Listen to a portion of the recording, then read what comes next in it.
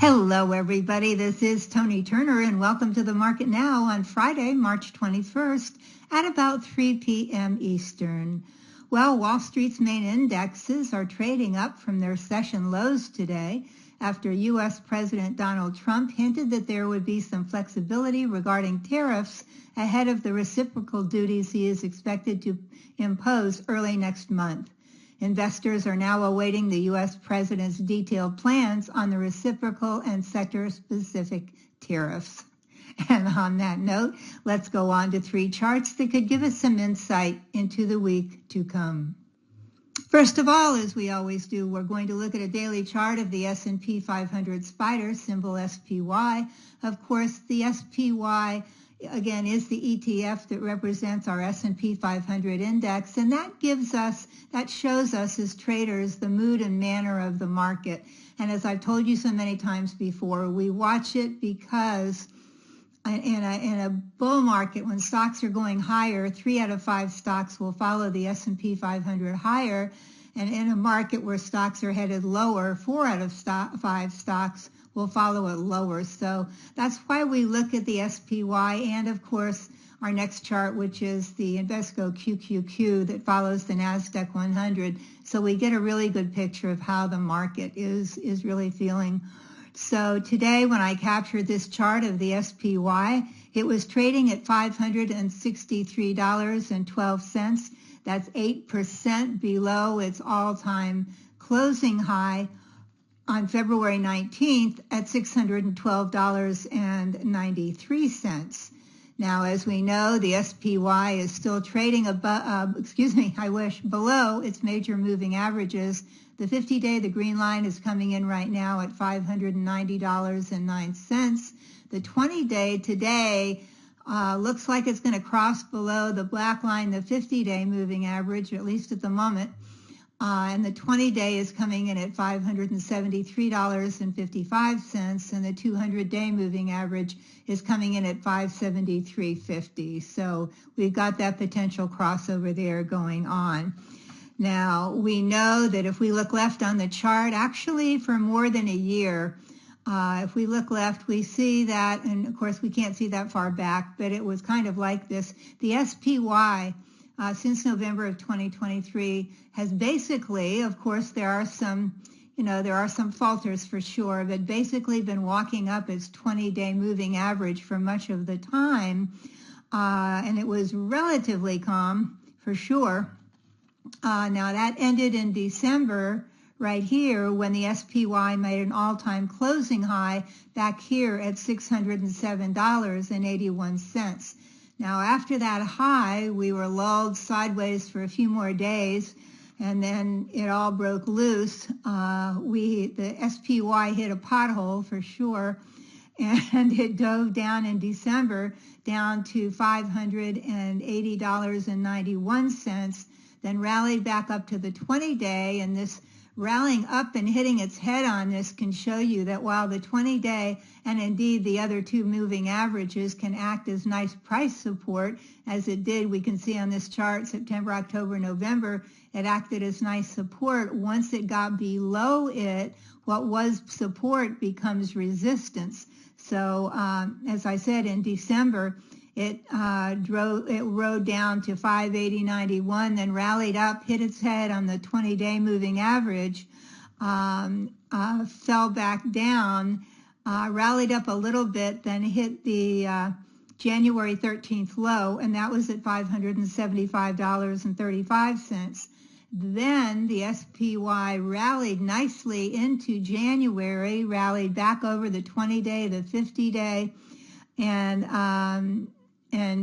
moved back up to its actually a teeny bit above its prior high back here, then kind of walked along sideways, consolidated, we could say, kind of a sloppy consolidation, then gradually moved up to its present all-time high that we just talked about at $619.23.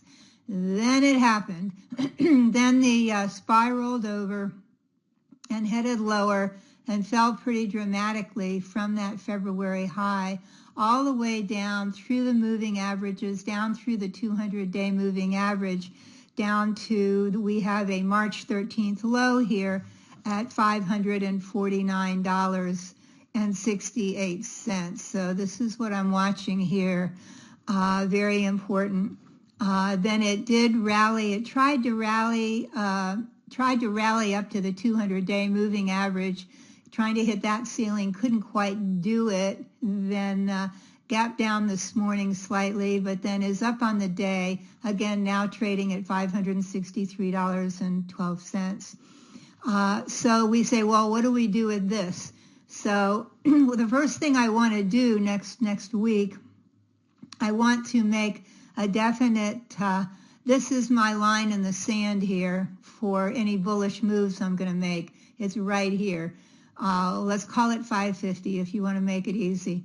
I want the SPY to stay above 550 if I'm going to make certainly any big, but any bullish moves at all here.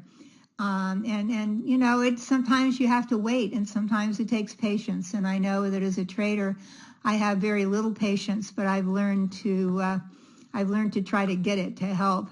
So we have potential resistance here at the October low. We can go all the way over here to October, see that low, and if I can draw a straight line, not too bad. That comes in at 563.12, and actually that's right about, I didn't draw it low enough. That's about where we are today, is at 563.12. Oh, I'm sorry. The October low is 568. I was off by a couple of points. Anyway, we've got the 568 is the October low. That could be potential resistance. We have the 200-day moving in average coming in here again at 573. That could be potential resistance. The 20-day moving average is coming in there as well, so that might even double it up a little bit. Then we have the January lows here at 575. That's potential resistance. Then we've got the 50-day moving average. Now, this is too far away. The 50-day is too far away from price right now for us to say, hey, that's definite resistance. We're too far away from that right now. It's nice to be aware of it, but we certainly don't have to stare at it. But it's good to know it's there. Keep an eye on it, but right now it doesn't matter. And then, of course, there'll be resistance up to the highs at 513, or 613, excuse me. So where do we have potential support? To me, this is the most important thing. We have this potential support level at 550. We could look and say, well, we've got September lows at 539, but I'm not going to worry about that right now. I'm fingers crossed we don't have to worry about that, but I want to make sure this week that it holds 550, and then if it doesn't, then I'll dig up the September lows at 539. So again, if it holds there next week, maybe I dip my toe in and maybe I don't. It just depends on how the market is acting. You know, if we have to go through 2 or 3 weeks here to see what the best thing is to do, then that's just part of being a trader.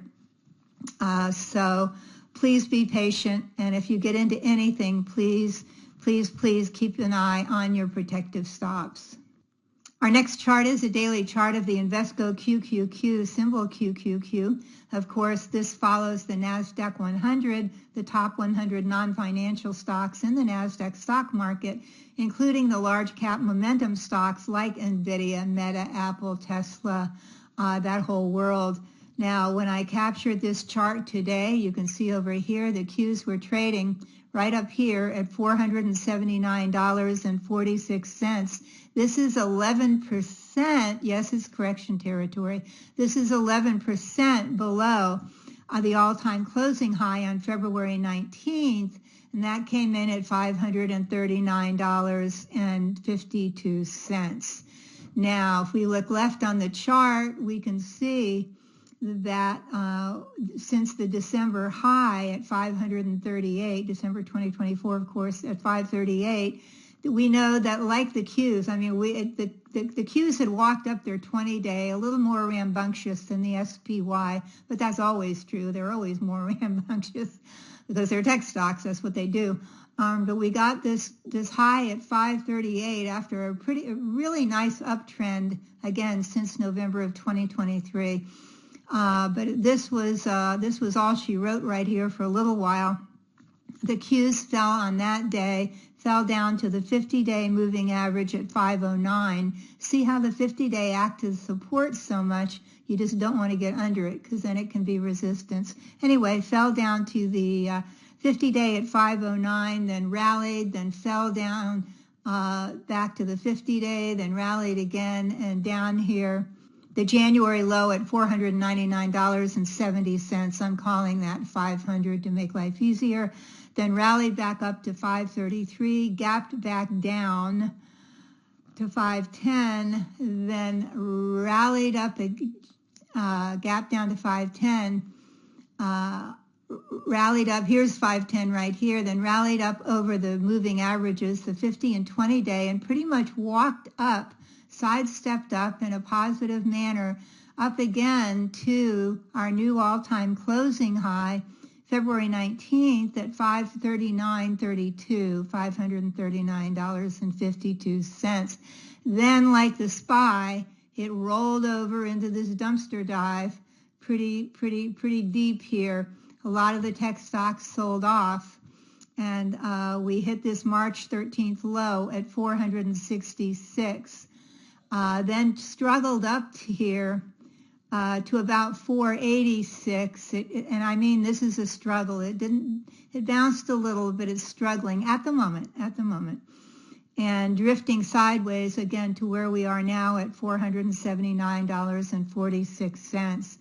So looking forward, all we can do here is use support and resistance to get an idea, to give us our levels and our boundaries of what we're willing to do if we go into the market.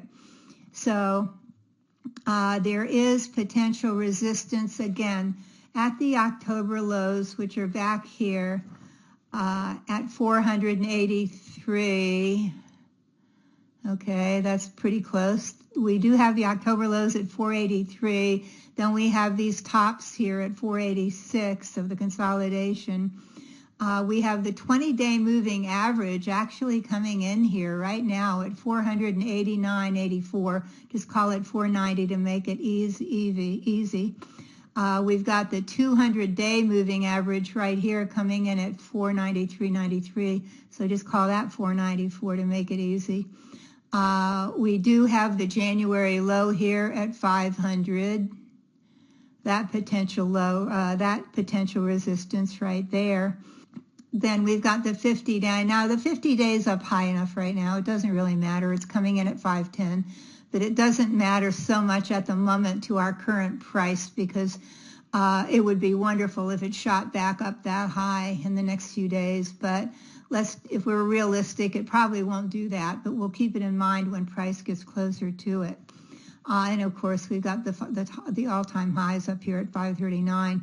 So what we want to watch here, what I want to watch most of all, is I want to watch the potential price support here at 466.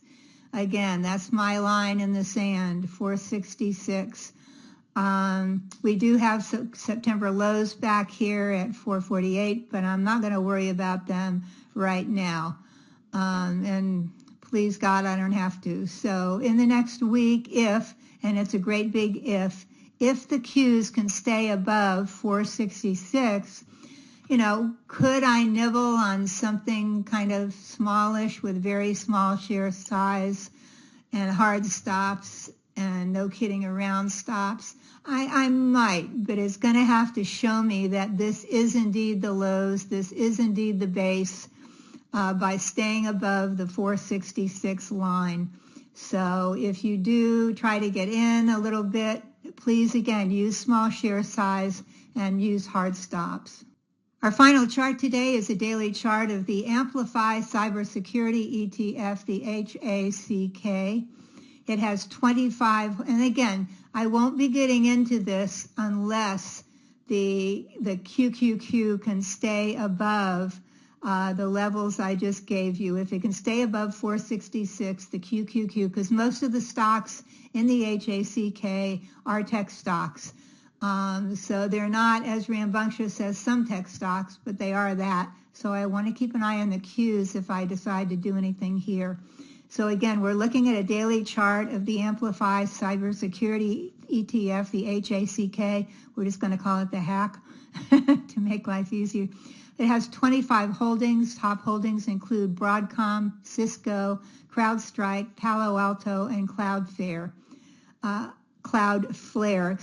Now today when I captured this chart, the HACK was trading at $74.27 right here. As we can see, it's trading just below the 20-day moving average. 20 days coming down hard, as it would because price came down hard. 20 days coming down hard. So right now it's trading just below the 20-day moving average, coming in at 74.80. Trading below the 50-day that's coming in, let's round it off to 70, it's 77, and above the 200-day moving average, which is coming in at $70.53. And that's a number that's kind of going to be important to us. Now, if we look way left on this chart, hard left edge with me, we know here that a recent low that the hack made was in September of 2023 at $63. And then it ran up, it walked up and ran up its 20-day moving average for most of the time, walking up this 20-day moving average and to an all-time high. This is an all-time high for the hack here, at $82.82. Then it fell with the rest of the market down to the March 13th low down here at $71.26. Down, let's just say it came down here to $71. It fell through the 20-day and the 50-day, but it did, so far at least, stay above the 200-day moving average. Then it rallied up to where we are now, back up to a little high up at 76, backed off to where we are now at $74.27. So if in the coming week, the HACK can stay above its 200-day moving average, again, this average is coming in at $70.53. So if it can stay above this line, I may, and it's a big may, depending on what the Qs do, but I may buy a position of the hack a small position of the hack in my trading portfolio with a stop below the 200-day moving average at $69.75, right there. Now, if and when the hack moves higher and closes above the 50-day moving average, which again, the 50-day is now at $77.21. If you can rise up over it and close above it, I will add to my position, and of course my stop will be a trailing stop, a hard stop, meaning I placed it with my broker, and a trailing stop. So you may want to keep an eye on the HACK in the coming week. And of course, if I had my druthers, just as a side note, I would like it to pull back another day or two, but then stay above, a lot to ask, then stay above the 200-day, and then of course I jump in. But if it stays above it, that's the plan. So you may want to keep an eye on the hack in the coming week. And now, please know that at ToniTurner.com, we've lowered the price of all of our online training programs to make them more accessible to everyone. So if you'd like to become a more profitable trader, now is a great time to check out my timeless training programs. I'm going to talk again this week about how to bottom fish like a pro, because I think we're still in that area and it's going to be a great thing to learn. How to bottom fish like a pro is the perfect training program, and it's right down here. You can see it is the perfect program to help you start buying low and selling high right now. You'll discover how to recognize key reversal signals, target high opportunity entry points, and how to manage the trade to take the best profits out of uptrends. And that's key. Our new low price for this program is only $199, and you'll receive special bonuses when you order, including 1 month of Metastock daily charts or Metastock real-time charts for free. And those are the charts in the program that I use in this in our market now, and I use all day long. And once you purchase this program, you have unlimited access to learn at your own pace. So from our ever popular 7 steps to successful trading to how to swing trade, which is a great thing to know successfully, trade the trend to profits, another wise thing to learn, and also you don't have to keep an eye on your charts all day, every day with trade the trend to profits. How to read charts, great for novices and those who want to brush up. 3 winning setups, great for short-term traders. Find out how my online programs can help you earn more money quickly and easily. Check them out now by going to the link on this screen, or easier still, click on the orange button below. Until next week, be careful out there. Keep green on your screen. I'm Toni Turner, and this is The Market Now.